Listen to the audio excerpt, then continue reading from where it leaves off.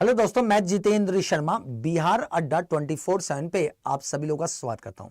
My dear student, आप लोग अगर यूपीएससी की तैयारी कर रहे हैं या बीपीएससी की तैयारी कर रहे हैं और दोस्तों या किसी स्टेट एग्जाम की तैयारी कर रहे हैं तो आपके इंटरव्यू बोर्ड में हमेशा साउथ चाइना सी को लेकर कहीं ना कहीं क्वेश्चन पूछता है, या कभी कभी मेंस के पेपर में जब राइटिंग चलती है तो वहां पे साउथ चाइना सी को लेकर आपसे यहां पर क्वेश्चन पूछ सकता है। तो माय डियर स्टूडेंट, आज हम इस पूरे डिस्प्यूट को समझेंगे कि आखिर मैटर क्या है, क्यों चाइना इतना ज्यादा एग्रेसिव रहता है साउथ चाइना सी को लेकर। सबसे पहले इस चीज को समझने के लिए हमें साउथ चाइना सी का लोकेशन समझना पड़ेगा कि आखिर साउथ चाइना सी कहां पर स्थित है और किसका पार्ट है। तो माय डियर स्टूडेंट, सबसे इंपॉर्टेंट चीज क्या, तो जी हां दोस्तों, जो साउथ चाइना सी है इस बात का ध्यान रखिएगा कि पूरी तरह से प्रशांत महासागर का हिस्सा है। मैं यहां पे एक लाइन ड्रॉ करके आपको पूरा साउथ चाइना सी का यहां पे पूरा फिगर ड्रॉ कर देता हूं ताकि आपको कोई दिक्कत ना हो। माय डियर स्टूडेंट, ये पूरा का पूरा पार्ट देख रहे हैं, ये पूरा का पूरा पार्ट देखिएगा। माय डियर स्टूडेंट, ये पूरा का पूरा जो पार्ट देख रहे हैं, जी हाँ दोस्तों, यही दोस्तों पूरा का पूरा क्या 9 डैश लाइन है। यही क्या दोस्तों 9 डैश लाइन है और यही दोस्तों पूरा का पूरा क्या साउथ चाइना सी है। अब ये जो साउथ चाइना सी देख रहे हैं, ये पूरा का पूरा जो साउथ चाइना सी है यही पूरा है और इसी को लेकर हमेशा डिस्प्यूट रहता है। आखिर ये डिस्प्यूट क्यों दोस्तों, ये जो साउथ चाइना सी है ये अलग अलग देशों के साथ सीमा बनाता है। अब कौन कौन से देश हैं इसको समझते हैं। इसको समझने के पहले आपको समझना होगा मेरे दोस्त, यहां पे देखिए दोस्तों, ये रहा दोस्तों आपका वियतनाम, ठीक है ना। यानी वियतनाम की जो सीमा है वो कहीं ना कहीं साउथ चाइना सी से लगती है, पहला चीज। दूसरा चीज ये दोस्तों आपका मलेशिया, और मलेशिया की बात करें तो मलेशिया की सीमा भी दोस्तों किससे साउथ चाइना से लगती है। यह दोस्तों आपका ब्रुनई है, आप देख सकते हैं ब्रुनई।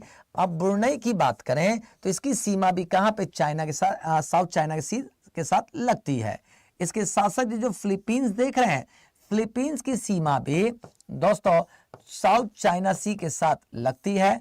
और इसके साथ साथ दोस्तों देखिएगा, ये रहा ताइवान, जो इसका सबसे कट्टर दुश्मन किसका, चाइना का। चाइना का सबसे कट्टर दुश्मन है कौन, ताइवान। और ताइवान के साथ भी इसकी सीमा टच करती है किसके, साउथ चाइना सी को लेकर। दोस्तों यहां पे समझना होगा, इसकी हमने अवस्थिति तो समझ ली कि ठीक है, यहां पर ये इन राष्ट्रों के बीच में साउथ चाइना सी है। यहां पे चाइना का जो रुख है यहां पर सभी राष्ट्रों को दबा कर रखता है, या तो कर्ज दे देता है या दूसरा यहां पर अपने हथियार के बल पर, अपनी ताकत के बल पर यहां पे कहीं ना कहीं राष्ट्रों को हमेशा धमकाता रहता है। तो आखिर ये मामला है क्या। जी हां दोस्तों, इसको हमने बाउंड्री तो हमने समझ लिया कि ठीक है, इसी के पार्ट में साउथ चाइना सी है और इसमें चाइना हमेशा अपना दावा अधिकार करता है।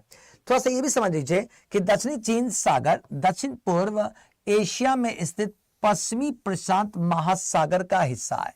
तो एक चीज आपसे अगर क्वेश्चन हमेशा पूछा जाए कि दक्षिणी चीन सागर किसका हिस्सा है, तो आपको ध्यान रखना होगा कि प्रशांत महासागर का है। पहला चीज तो क्लियर हो गया। दूसरा चीज दोस्तों देखिए, यह है चीन के दक्षिण और पूर्व में तथा वियतनाम के दक्षिण में। फिलीपींस की बात करें तो फिलीपींस के पश्चिम में और बोर्नियो द्वीप के उत्तर में ये पूरा का पूरा साउथ चाइना सी है। अब ये हमने बाउंड्री खींच दिया। अब इस पे डिस्प्यूट का कारण क्या था, क्या कि 1958 में चाइना ने एक घोषणा पत्र जारी किया और 9 डैश लाइन को दोस्तों एक सीमा खींच करके कहा कि भाई ये साउथ चाइना सी पर मेरा अधिकार है और यहाँ के जितने रिसोर्सेस हैं या कुछ भी एक्टिविटी होगी तो सब चाइना के अंडरटेकिंग होगी। अतः ये घोषणा के साथ ही जो दूसरे राष्ट्र थे इनके द्वीपों पर चाइना ने क्या कर लिया, कब्जा कर लिया। अतः इसको लेकर कहीं ना कहीं हमेशा विवाद होता रहता है इन राष्ट्रों के बीच। तो पहले समझते हैं दोस्तों, अभी हमने अवस्थिति को समझा। अब दूसरा चीज ये रहा दोस्तों, आपका यही लाइन है दोस्तों 9 डैश लाइन, याद रखिएगा दोस्तों, यही 9 डैश लाइन है दोस्तों। इसने कब, तो 1958 याद रखिए, ठीक ना। 1958 में घोषणा पत्र जारी किया, ठीक है, और कहा कि 9 डैश लाइन जो है, ठीक ना, यही अंतर्राष्ट्रीय सीमा मानी जाएगी। तो 9 डैश लाइन, ठीक है ना, इसी को अंतर्राष्ट्रीय सीमा मान लिया और इसके तहत दोस्तों इसने पूरे साउथ चाइना सी पे क्या कब्जा कर लिया, पूरी तरह से कब्जा कर लिया। कब्जा तो कर लिया, ठीक है, लेकिन अलग अलग राष्ट्रों का अलग अलग मानना है। अब ये कहते हैं कि अगर हम चीन के 9 डैश लाइन को मानते हैं तो हमारे बहुत सारे द्वीप इसके पास चले जाएंगे। फॉर द एग्जांपल, जैसे अगर यहां पर देखा जाए तो माय डियर स्टूडेंट, यहां पर देखिए दोस्तों, स्पार्टली, ये जो द्वीप देख रहे हैं स्पार्टली द्वीप, और साथ साथ में यह दोस्तों पार्सेल द्वीप, ये दो द्वीप पर किसका, तो वियतनाम का ये द्वीप है। और इस पे दोस्तों 9 डैश लाइन के तहत चाइना इस पर अपना दावा करता है, ठीक है। तो अब ये हो गया चाइना और वियतनाम के बीच में टेंशन का मुद्दा। तो पहला मुद्दा तो ये क्लियर हो गया कि यहां पर स्पार्टली द्वीप और साथ साथ में पार्सेल द्वीप को लेकर के चाइना और वियतनाम हमेशा लड़ता रहता है। पहला चीज क्लियर हो गया। अब दूसरा चीज समझिए, अगर इस 9 डैश लाइन को अगर हम मान लेते हैं तो मेरे दोस्तों एक और सबसे बड़ी समस्या, ठीक ना, यहां पर दोस्तों याद रखिएगा फिलीपींस का दोस्तों एक और द्वीप है दोस्तों, याद रखिएगा यहां पर दोस्तों ये रहा दोस्तों आपका कौन सा, ये सबसे महत्वपूर्ण है द्वीप का, कौन सा नाम क्या है, तो जी हां दोस्तों, इस द्वीप का नाम है दोस्तों याद रखिएगा माइंड स्कारबोरो द्वीप, ठीक ना। ये जो स्कारबोरो द्वीप देख रहे हैं, ये जो स्कारबोरो द्वीप है, ठीक ना, माय डियर स्टूडेंट, इसी द्वीप को लेकर दोस्तों चाइना और फिलीपींस के बीच में भी क्या रहता है, डिस्प्यूट रहता है, ठीक ना। तो दोस्तों स्कारबोरो द्वीप को लेकर अब किसके बीच टेंशन हो गया, चाइना और फिलीपींस के बीच में इसको लेकर टेंशन ही टेंशन है, ठीक है। तो हमने यहाँ पे दो चीज देखा कि भाई यहाँ पर एक तरफ वियतनाम और चाइना के बीच में टेंशन, और दूसरा फिलीपींस और चाइना के बीच में भी डिस्प्यूट है इसी स्कारबोरो द्वीप को लेकर, ठीक ना। अब यहां पे तो सारी चीजें हो गई। अब यहां पे ताइवान खुद यहां पे बैठा हुआ है जो इसका सबसे बड़ा कट्टर दुश्मन है, भारत अलग से पिंच करता रहता है। तो ये चीजें कहीं ना कहीं चाइना के लिए एक एग्रेसिव रुख यहां पर अख्तियार किए हुए है। यहां तक इसने क्या किया है कि दक्षिणी चीन सागर में छोटे छोटे जो है दोस्तों यहाँ पे नेचुरल जो द्वीप है उसको तो छोड़िए, आर्टिफिशियल द्वीप का भी निर्माण करना शुरू कर दिया। और आर्टिफिशियल द्वीप का निर्माण कर रहा है और कह रहा हम तो पुराने द्वीपों की मरम्मत कर रहे हैं, जो डूब गया है ना, डूब गया है, उसी के ऊपर जो कंकड़ पत्थर माटी रख करके नया द्वीप बना रहे हैं, ठीक है। यानी दूसरे राष्ट्रों को पूरी तरह से क्या कर रहा है, मूर्ख बना रहा है, ठीक है ना। तो ये चीज आपको यहाँ पे समझ में आ गया होगा कि इसी 9 डैश लाइन को लेकर के यहाँ पर सबसे बड़ा विवाद का मुद्दा यही है। तो यहाँ पर दोस्तों 1958 के घोषणा पत्र में 9 डैश लाइन के आधार पर दक्षिणी चीन सागर के द्वीपों पर इसने अपना दावा किया। तो इसमें जैसी दावा किया तो दूसरे राष्ट्रों ने इसका विरोध किया। क्यों? क्योंकि इस दावे से वियतनाम का जो स्पार्टली द्वीप है और पार्सल द्वीप समूह है इस 9 डैश लाइन के अंतर्गत समाहित हो गए, ठीक ना। दूसरा, इसी प्रकार 9 डैश लाइन के अंतर्गत है फिलीपींस का स्कारबोरो द्वीप और साथ साथ में इंडोनेशिया का नातूना सागर भी इसी का पार्ट बन गया। अतः चीन जो चाहता क्या है कि इस पर अपना दावा करते रहें और यहाँ के रिसोर्सेज का यूज करते रहें। अब यहाँ पे चीन का रुख आखिर इतना ज्यादा एग्रेसिव क्यों? एग्रेसिव के पीछे सबसे जो मेजर कारण है, इस साउथ चाइना सी में दोस्तों लगभग दोस्तों याद रखिएगा 80% भाग कहता है चाइना कि मेरा है। और इस दावे के कारण यहाँ पे जो प्राकृतिक तेल और जो गैस है इसकी मात्रा पर पूरी तरह से चाइना आधिपत्य और एकाधिकार करना चाहता है।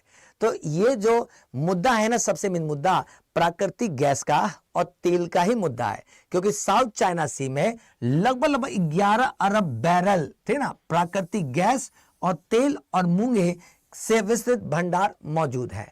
यही इसकी आंखों में चमक का कारण है कि चाइना इतना ज्यादा एग्रेसिव है किस पर, साउथ चाइना सी को लेकर। भारत क्या कहता है? भारत का रुख अपना अलग है। भारत कहता भाई हम एक गुटनिरपेक्ष राष्ट्र हैं, हम तटस्थ राष्ट्र हैं, हम इस विवाद में तो नहीं पड़ेंगे, लेकिन अंतर्राष्ट्रीय व्यापार यहां पे सुचारू रूप से चलता रहे, अतः इसके लिए हम जो है यहां पर जो एक अंतर्राष्ट्रीय ट्रीटी है उसको फॉलो करेंगे। सीधे सीधे बात कहता है कि 1982 में United Nation convention on the law of the sea, इस सिद्धांत के आधार पर दक्षिणी चीन सागर में स्वतंत्र और निर्बाध जल परिवहन का समर्थन करता है कौन? भारत। यानी भारत किसी लोचे में नहीं पड़ना चाहता, बस इन राष्ट्रों के समर्थन में है, लेकिन साथ साथ में अंतर्राष्ट्रीय कानून के तहत यहां पर दोस्तों व्यापारिक गतिविधियों को स्वतंत्र रूप से और निर्बाध रूप से करना चाहता है कौन? भारत।